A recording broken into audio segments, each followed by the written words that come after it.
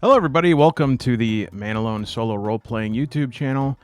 I am said Man Alone, and today we are taking a look at Brightborne. And that is Brightborne. It is not somebody from Maryland talking about the movie Brightburn. Yeah, I saw Brightburn. It was scary. Oh, yeah, I had some mayonnaise sandwiches with Old Bay. Watched the O's and then saw some Brightburn. It was scary. There was a kid. I don't know. I'm so sorry. If you're from Maryland, please accept my apologies.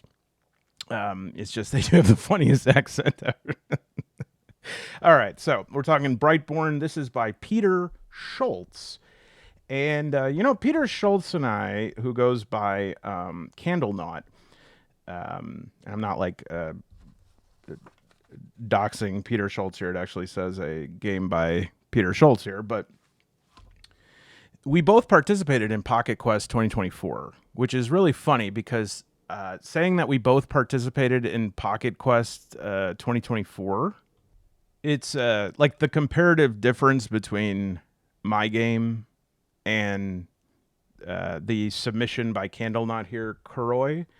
It's kind of like the equivalent of saying, Michael Phelps and I were both representing the United States during the Olympic Games, or both William Faulkner and I both write sentences in English. So Kuroi was an incredible submission. Entity was another Pocket Quest submission.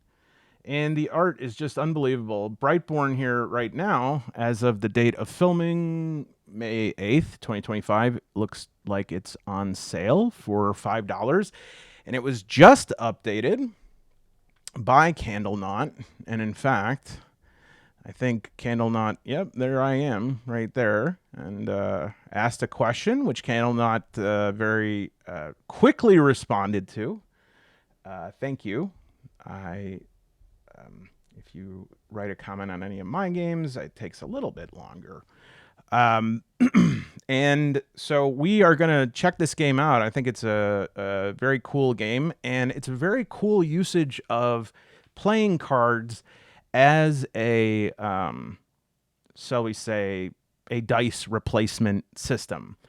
It also made me start thinking about a design principle.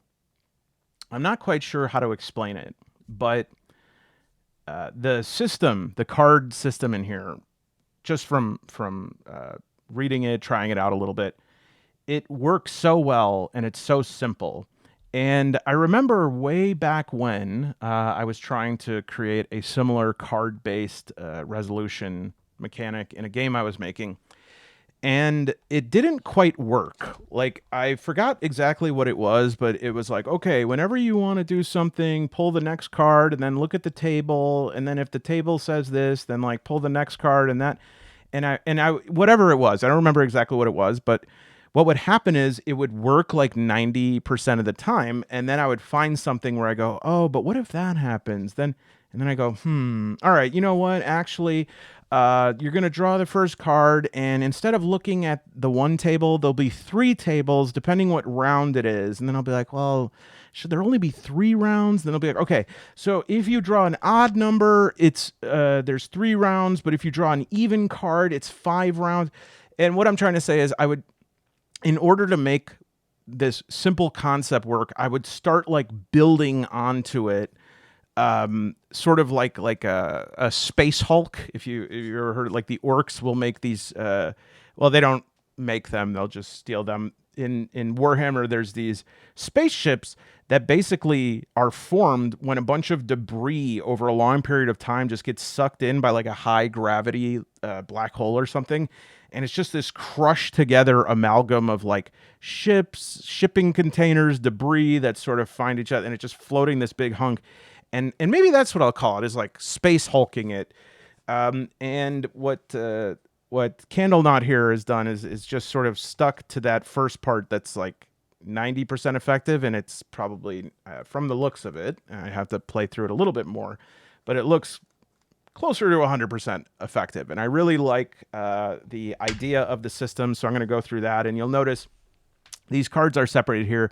The one thing you have to do before the game is just separate the number cards is the fate deck, and then these are the face cards. It's the enemy deck, and then the aces and jokers over here are something different. Or maybe this is the encounter deck, and we'll figure it out. But we'll just take a look at this. And the player sheet is very nice as well. You can see here that the skills are denoted by different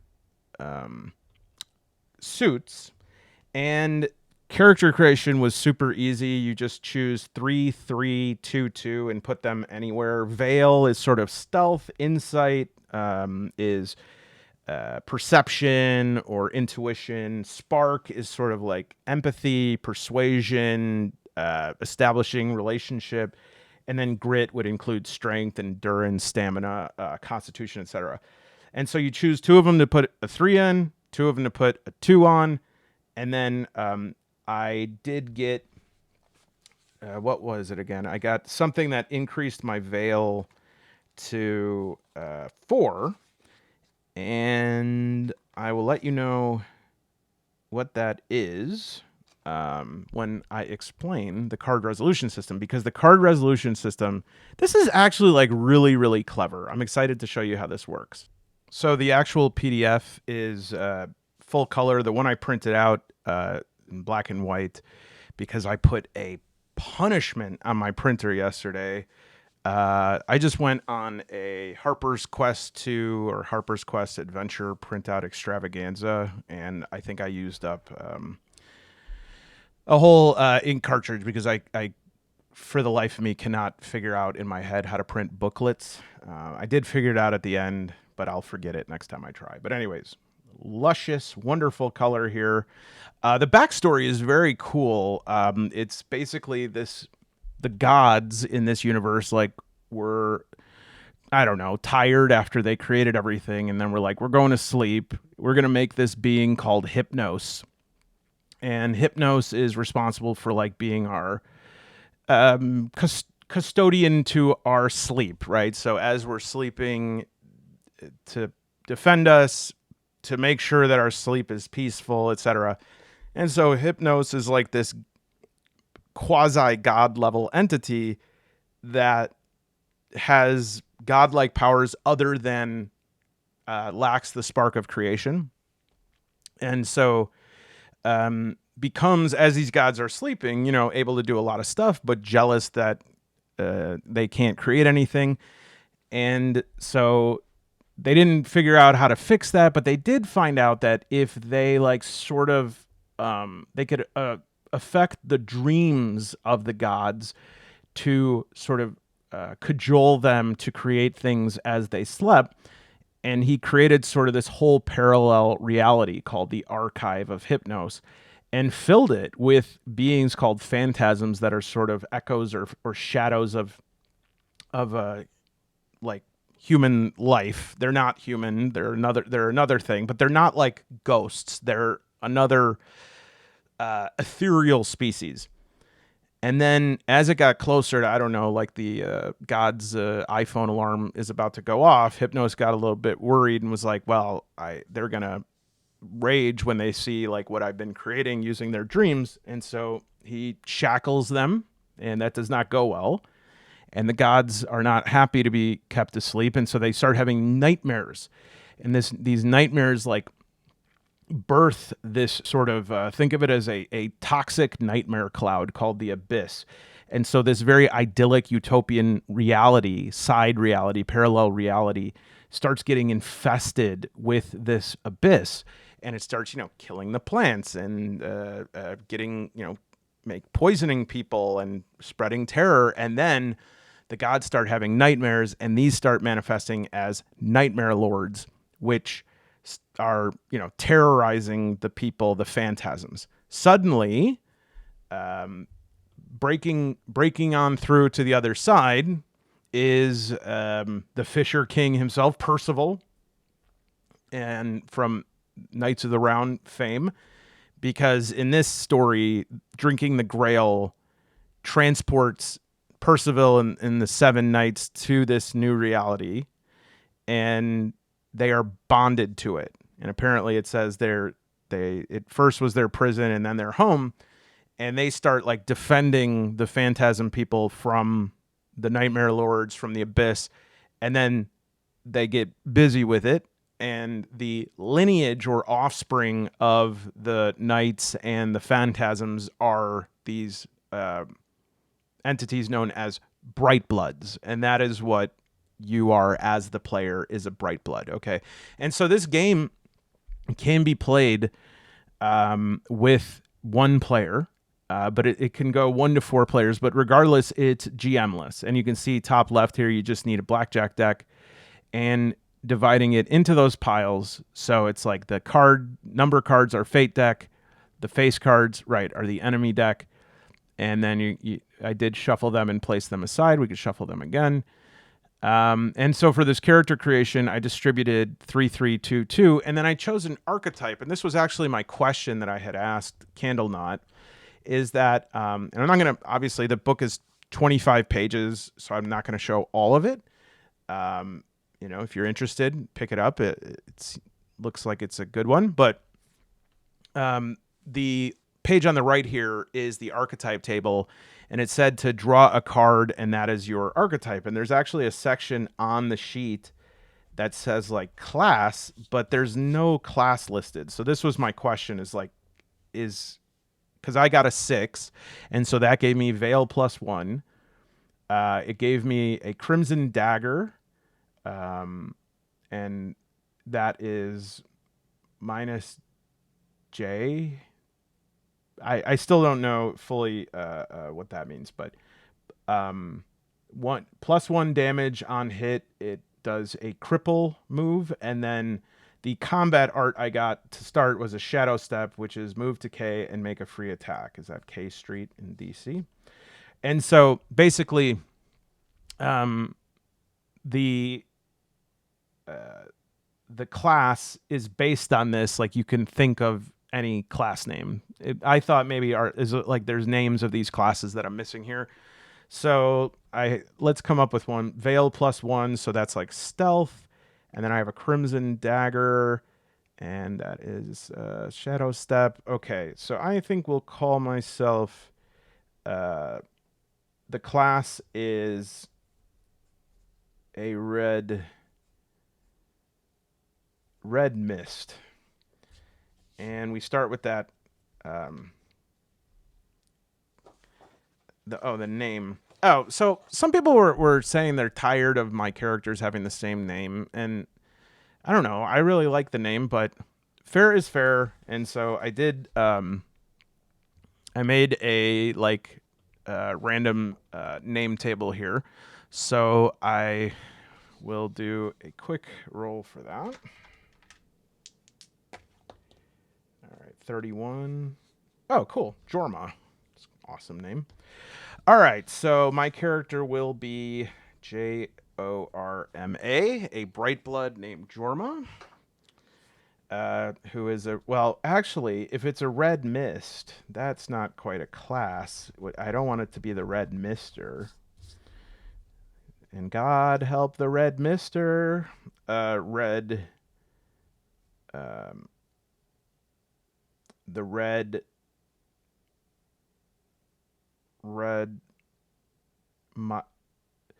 Maybe I'm being limited by thinking it has to start with MI here.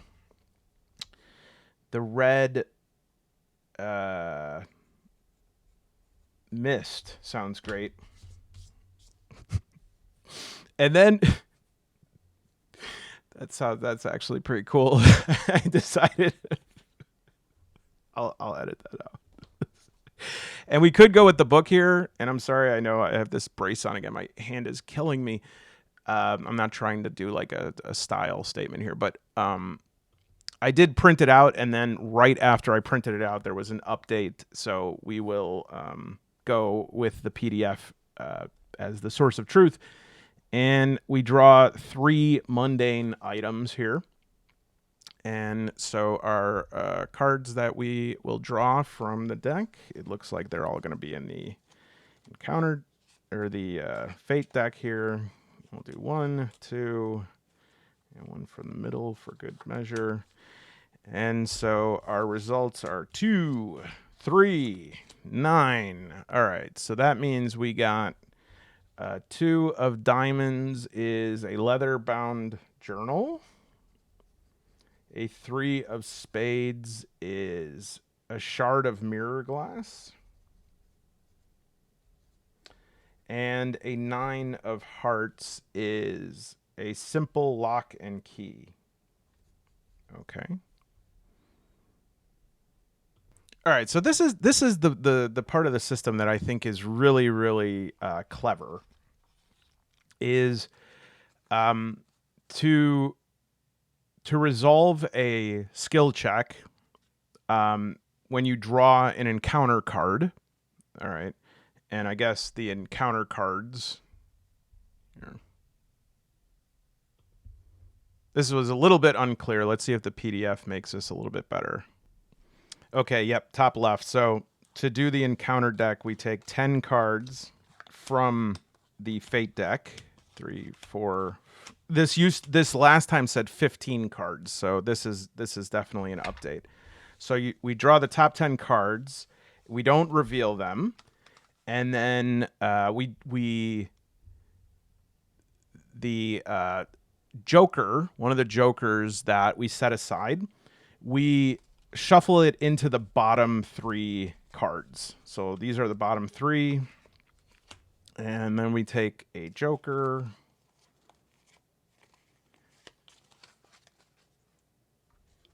And we are going to... Do you think you still... Oh! I don't have it. I don't have it. All right.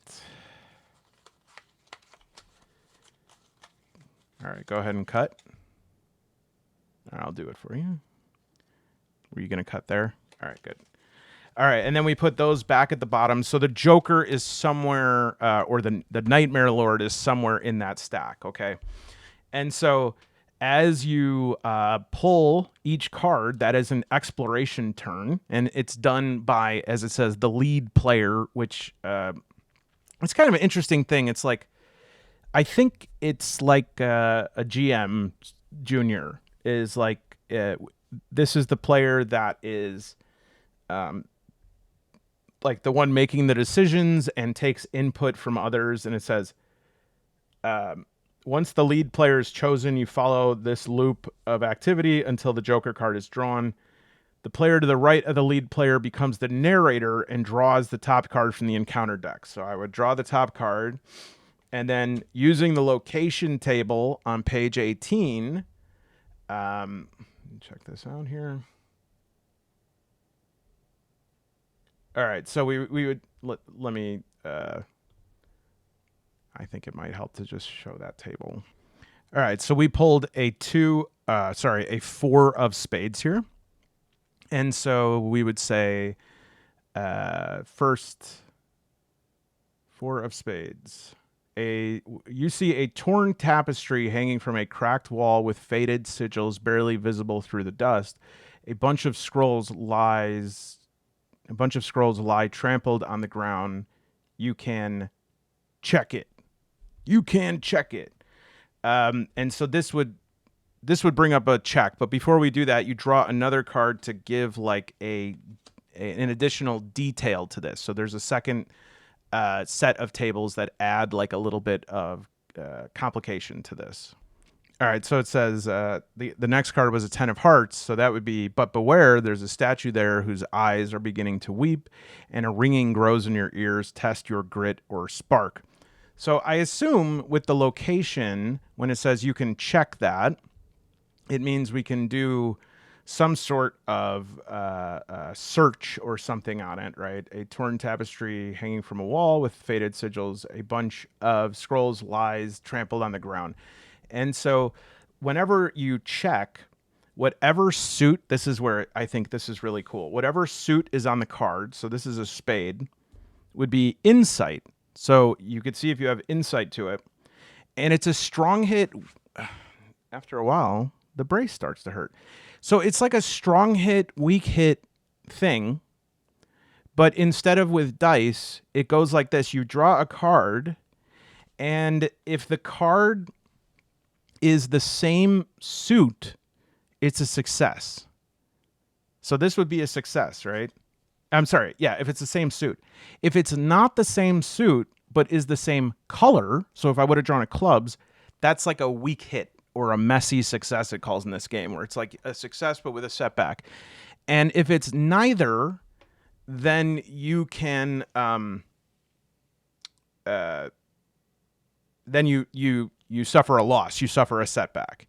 And so basically, this is what's great about this though, is that because my skill in Veil is 4, I would draw 4 cards, and only one of the cards needs to be those. So the more that I have, the more likely it is that I'm going to have a success. Now, I think we pull cards to do these checks from the part of the Fate deck that we did not place here. And in fact, I should probably, because otherwise this would not make sense. I mean, it would make sense to me to do it this way, because you wouldn't want to, like, in the process of doing skill checks, reveal what all of the next like locations are. So I'm pretty sure that this deck then becomes like a separate encounter deck. This is the Fate deck.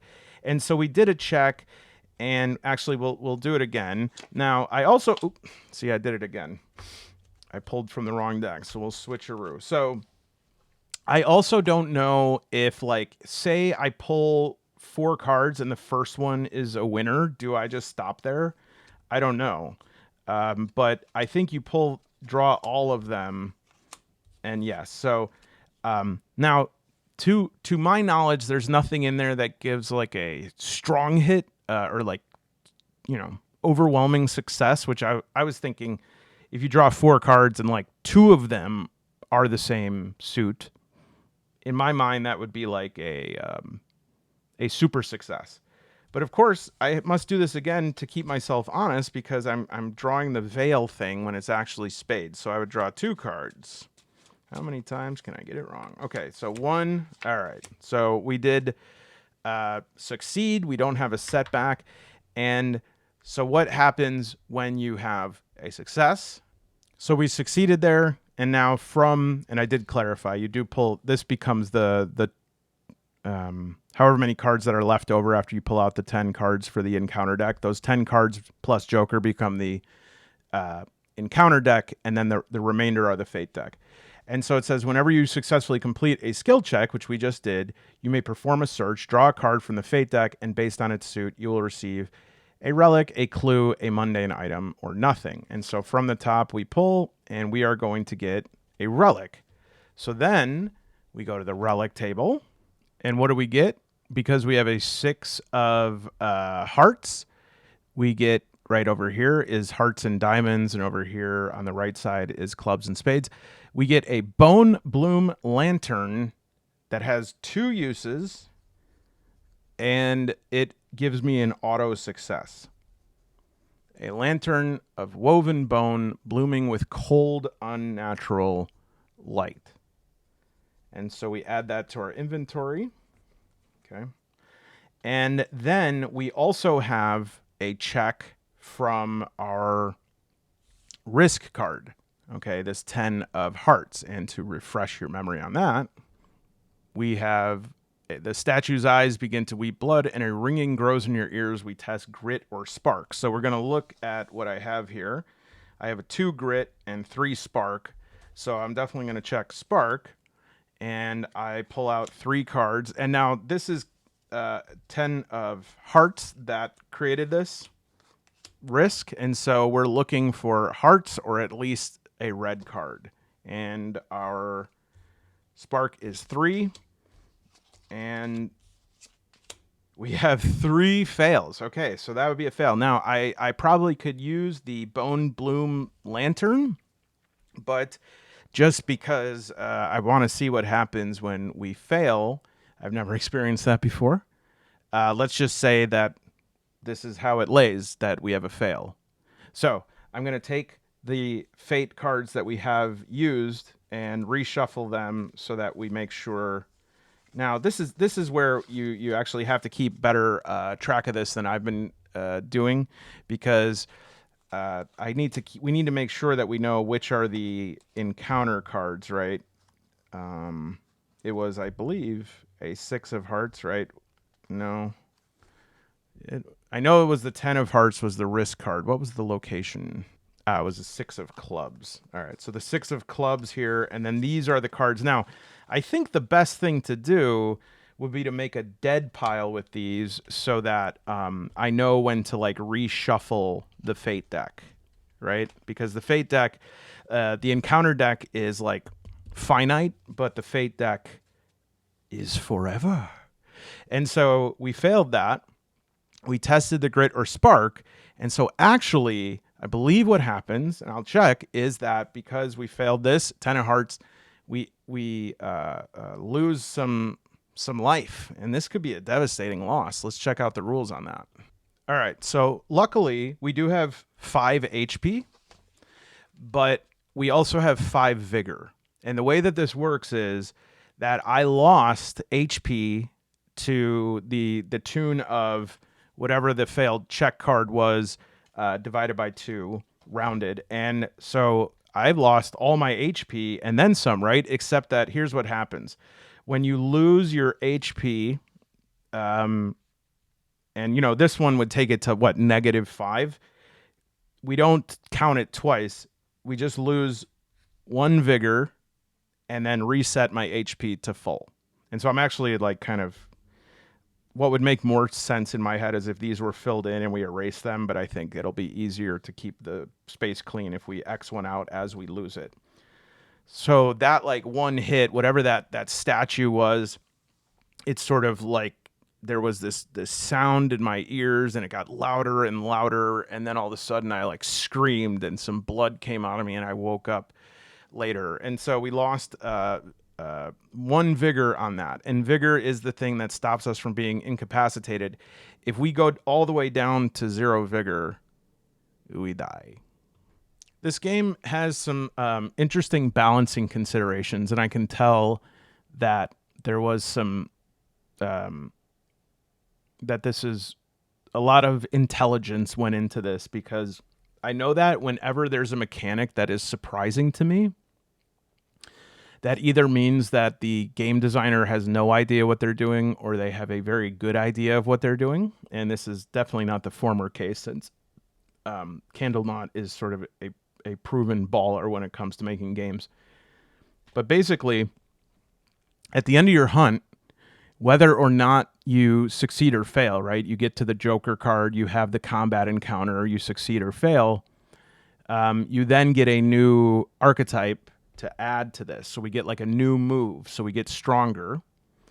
And it lets you freely choose which weapon you want to use in combat, gives you a new combat art. And then when you're incapacitated for the 3rd time or are about to gain your 6th archetype your character requires, so retires. So I actually, before I say the thing that is the interesting mechanic, I'll say that is actually what I believe happens is if your vigor goes to 0, they're incapacitated and that hunt ends. And so for an enemy, the player whoever it is, for solo play be me, would be able to narrate the great defeat of this Nightmare Lord. But in the case of me being incapacitated, it means that I just like show up outside the castle or whatever it were, the dungeon. And that can happen up to 3 times before they retire, or until you have 6 combat arts. And so essentially, you either finish the game by becoming very powerful or by getting several concussions. The last thing I want to... Oh, sorry. The thing that I was going to say is that you can, after each hunt, that would be called downtime, where you get the new archetype. There's also these conditions. You can get crippled, traumatized, weakened, disgrace, which is 1 direct damage for each condition at the start of their turn. You can't have more than the same condition twice.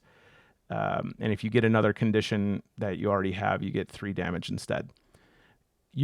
After combat, you can choose to rest instead of performing a search.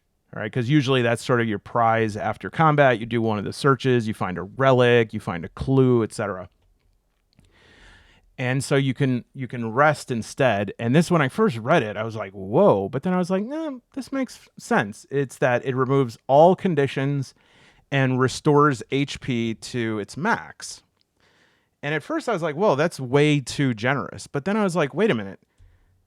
I just lost like 1 of 5 of my guys. You know, like if you think about it in NES terms, like how many guys do you have? How many, one ups do you have? I have 5 lives. And within my first encounter, I lost 1 of them. And so if it were to say, oh yeah, recover 2 HP, well, that's just not worth it in this game. It's too deadly. And so making the choice to rest, you're sacrificing the possibility of getting something new, but at the same time, you are completely healing yourself up, which is very nice. And it also probably leads to some very tense choices when you're just about to encounter the Nightmare Lord. And by the way, every clue that you get going into your combat with the Nightmare Lord, this is pretty interesting, and I like how the mechanic of this works. These clues are sort of like, omens, gossips, hearsays about this specific Nightmare Lord. And so you are able to essentially, I think, avoid an attack completely for each clue. I know what it is. But let me say it exactly so I'm not being confusing. Okay, so I'm going to describe combat because I also think combat is super cool.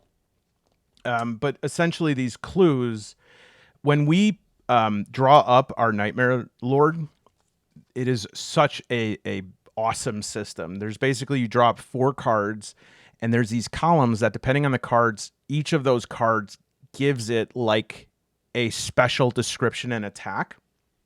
And so if you have a clue, and you can get up to 3 clues, which I'm using these from a previous edition of Warhammer Underworlds, because here, I don't know why, I think these are really ugly actually, but on the other side of them, after they're used, I can flip them, and this to me looks like what a Nightmare Lord would look like, won't you say? And so it's like, if you get, for each clue, you can flip it and then you've used it up. And you can either, during the Nightmare Lord's turn, you can spend one of those clues to ignore its profile card. So that means that it rather than doing a Nightmare Lord attack where, it rains down spears of shadow spears down from the heavens on you, instead it just does like 1 basic attack on you, which is going to do a lot less damage and probably give you a lot less condition. Or during your turn, you can spend a clue to get an extra attack card. If you really have a crucial hit you have to make and you draw nothing. But clues, it's use it or lose it. They don't carry over. All right.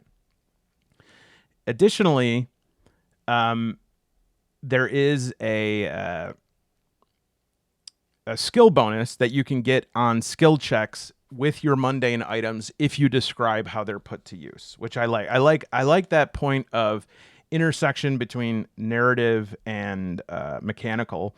So it's like, I have a shard of mirror glass. Well, what do I use that for? Well, I don't know. There could be some encounter that I get to where I have to, like I'm thinking of like a Medusa type thing where I have to guide myself through a dangerous space without looking at something, but I can look at it in the mirror, and so that will give me +1 on my veil check or whatever that is.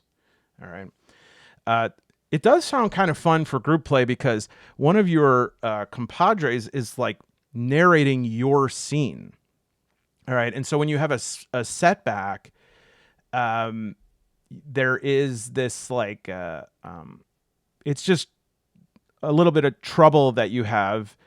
And so you suffer damage equal to half the value of the risk card, rounded down, which we did. And then we describe how that damage played out, right? So you would draw another fate card, and it would be like two is that you didn't expect that it would be stressful. 3 to 4 is exhausting. 5 to 6 is make you lose that. And so this I maybe would use for minor setbacks where it's like, okay, you're not injured, but maybe you lost one of your common items or something like that. 7 to 8 is trigger that. So maybe it's another trap that you have to try and roll on again by drawing another card. So again, it's I think that this seems like a game that once you get going and you start remembering, this is this deck, this is this, and you're popping them out, this is going to have like a really fun cycle to it, I think.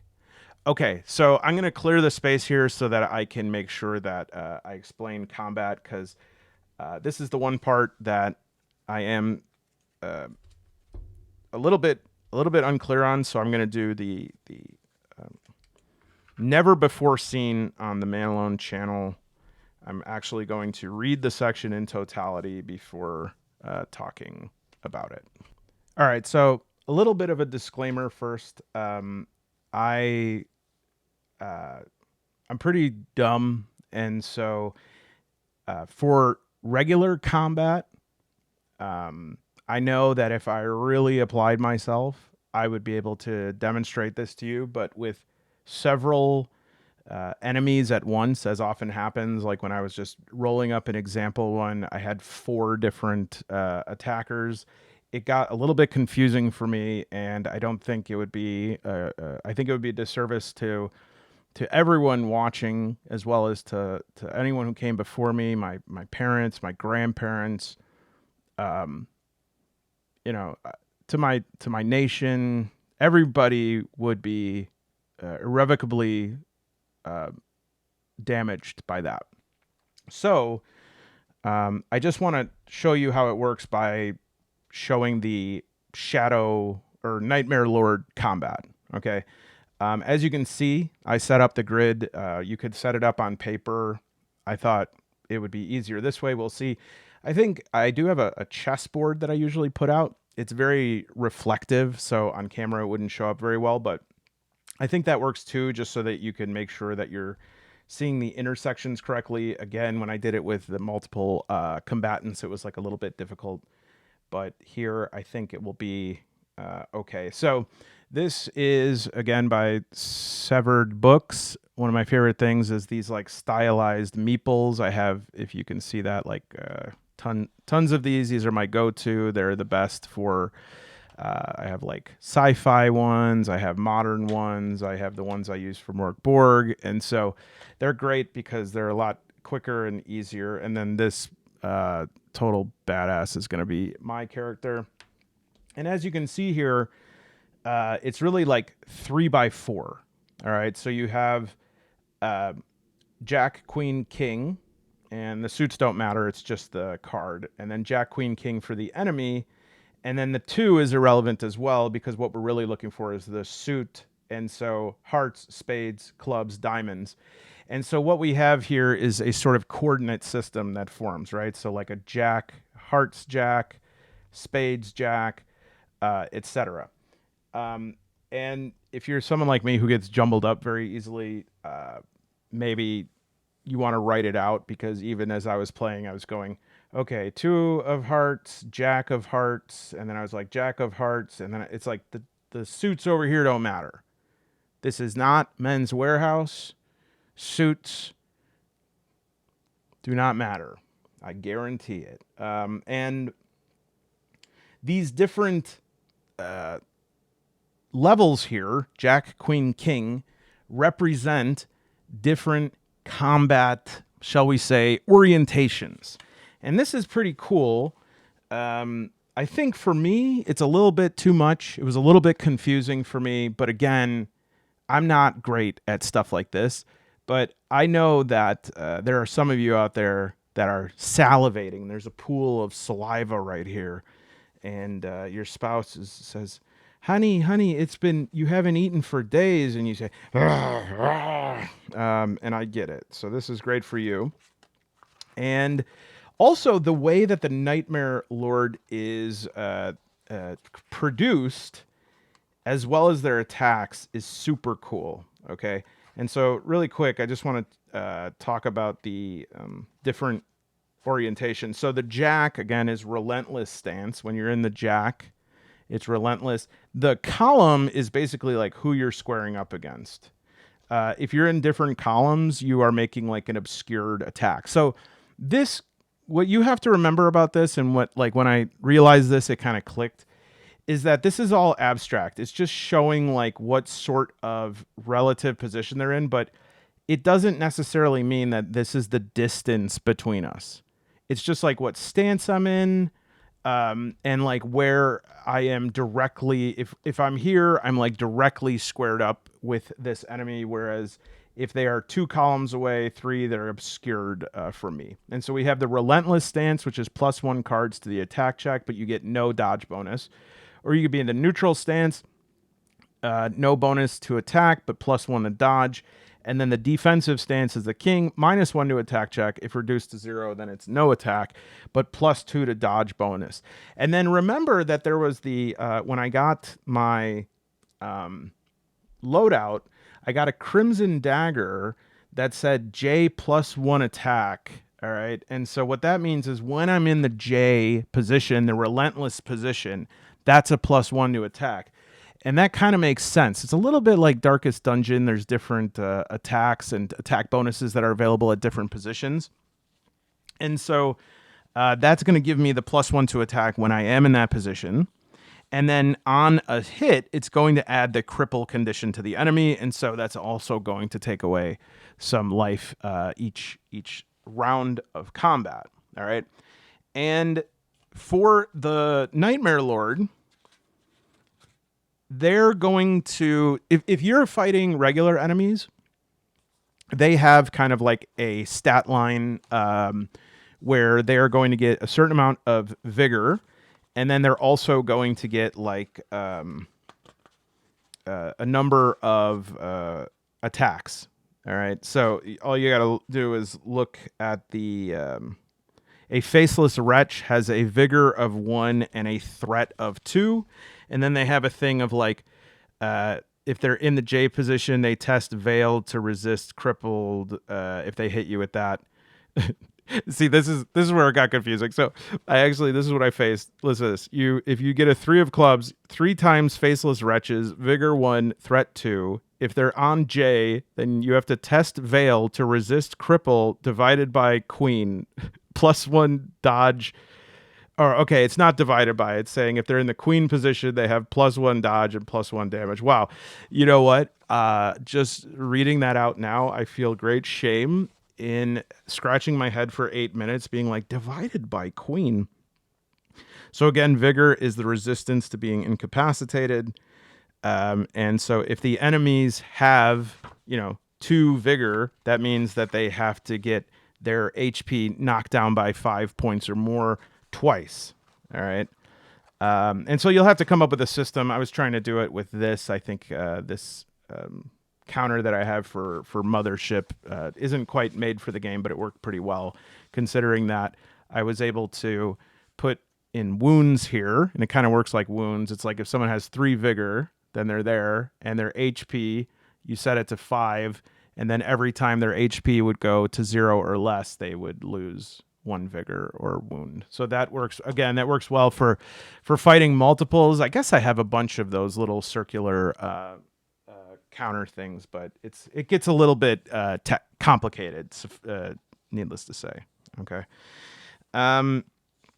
And again, remember that we are triggering this because when we get to the end of that encounter deck, somewhere in the last 3 cards, it's like, okay, whatever that encounter, that's the risk card. And then I hit the Joker, the table clears, and now it's we set up the combat grid, which is, again, probably why, unless you're a very slow-paced player like I am, you might want to just put out sheets of paper for this rather than dealing out these miniature cards every time. Okay. And the Nightmare Lords, the way that they're summoned is awesome. So this is where you finally use the enemy deck here. And a Nightmare Lord emerges and you'll basically put out four cards here, and this is the loadout, or not the loadout. Sorry, this is how we create them. So, a Nightmare Lord emerges with a Queen of Spades, stepping forth from a giant painting, and then that gives Canvas Lurch. If they're in the Spades column, it's +3 damage. If they're in Queen, it's +1 damage. And on hit, you have to test Insight to resist being disgraced. And then B is a Queen of Hearts. That is, so we have stepping forth from a giant painting. Tiny limbs stretching from its chest. And then that gives chest clutch. Queen, +1 threat.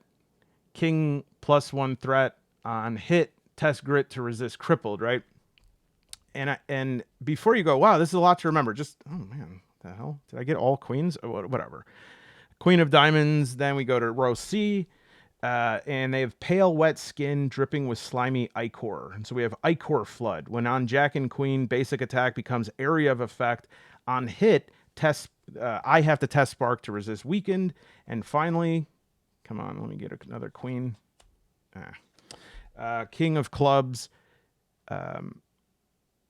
scratching words into the ground with its blade. And so this is blade script. When they're on Diamond, +2 threat and +1 dodge. When they're on Jack, and remember, this is like these different positions are not just like, they have different names to them. Relentless would be Jack, for instance. King is defensive. And then when they are in King, I have to test Insight to resist being disgraced because he's going to write words on me, okay?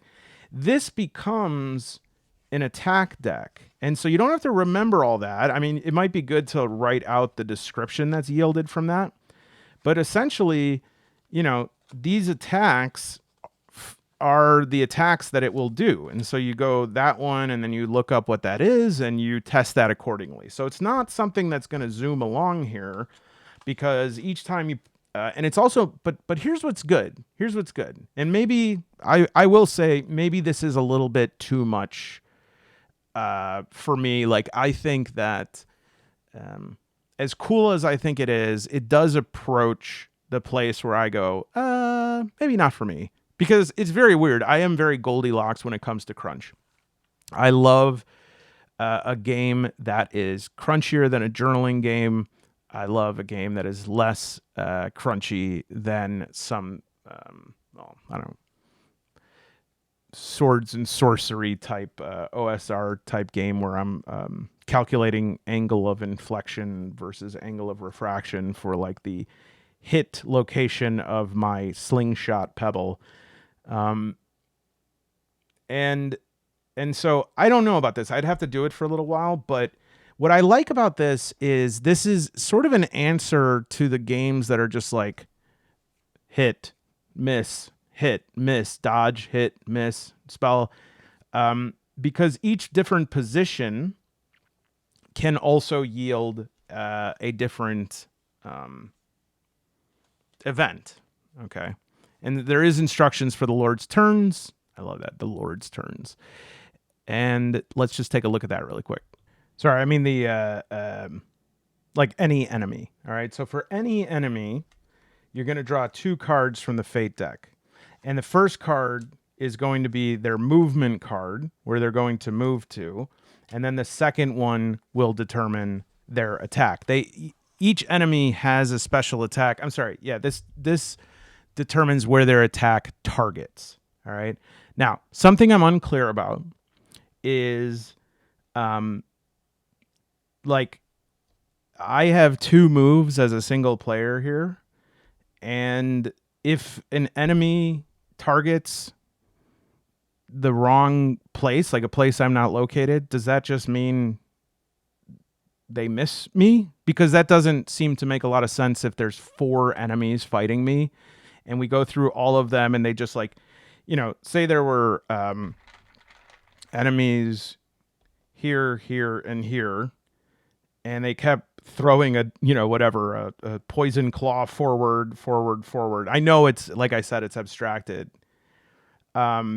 that seems to not make a lot of sense. And I think one of the issues is that there is code switching in the language in the instructions between treating this as an abstraction and treating it as an actual grid of movement and combat. Okay.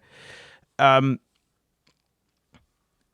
I will say that the ideas behind this super cool, super interesting. In a lot of ways, it is well, no, in just about every way, it's like cooler than anything I've come up with.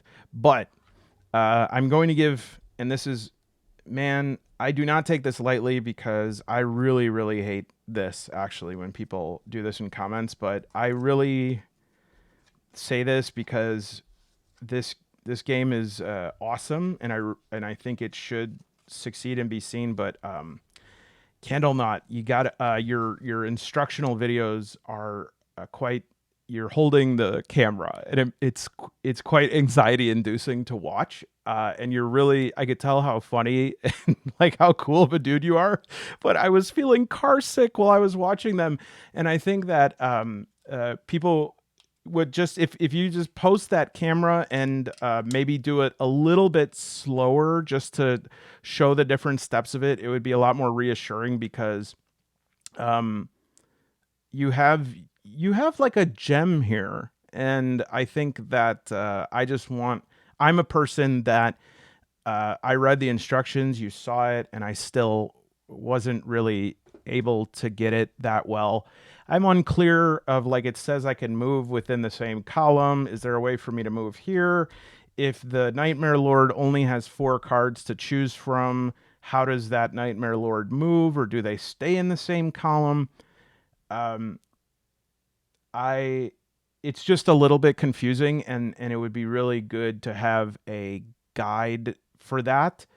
Um, but again, asterisk, I'm dumb, and so maybe there's no way to reach somebody like me.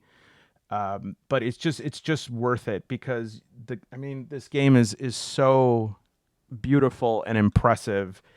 Um, and I can see, like, I know how difficult it is when you're creating games to keep coming up with different examples and keep creating diversity of options.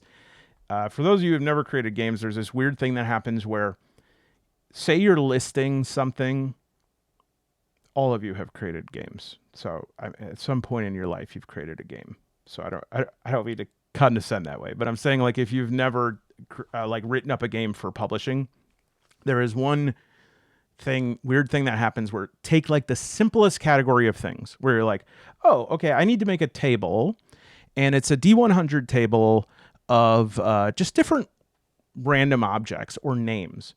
When you get to about the 74th thing on there, you can't think of anything. Your mind is like a planet exploded inside of it. It's just like you're like, a peg leg, and then you're like, I've already written peg leg. How have I already written peg leg? And then you're like, can opener.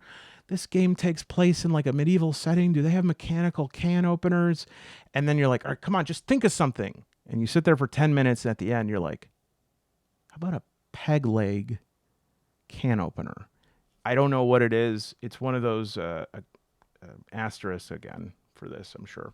Anyways, for $5, you should definitely check it out. It has just been updated. If I even know from the members Discord of this channel that there are some of you who are having the what is it called? When you're sort of you're having the savant, the solo RPG or savant reaction where you're like, yeah, it's a grid-based system. You just move along at different coordinates to determine your attack orientation. You say, I get it. You're amazing. I'm in awe of you, as Bobby Bacala would say. But yeah, I think that my challenge is just to get and really it could be anyone. I mean, just because somebody makes a game doesn't. You've already given your instructions, but since you have put out like 4-part videos, and I'll link these below, it would be it would be great to just tighten up the instructions a little bit. Although there is this one point where it's so funny. He only needs like one heart, and he draws like 9 non-hearts. And there's this kind of time when you're creating videos that something funny happens. You're like, oh, how could this happen? And then there's times where you're like, what is going on? And he says, I think he's like, I just want everyone to know is I think someone is conspiring against me from below, like from hell. Anyways, great game, and on sale now. Check it out on DriveThruRPG. And thank you everybody for watching. And by the way, stay tuned because later tonight I talked about. I've been playing Harper's Quest a bit. Awesome game. I think I'm going to put together a little vid on that, and or Fallen RPG by Perplexing Ruins, another good one. And I also want to know really quick, has anyone ever played this game? If you have, please send me a singing telegram. Okay, here's the outro, and we're going to add Carmilla's name to it very soon. Very soon. Top of the list. I could have sworn I saw her name. What the hell is going on? Her husband is going to wring my neck if I don't put her name. Oh, sorry, everyone.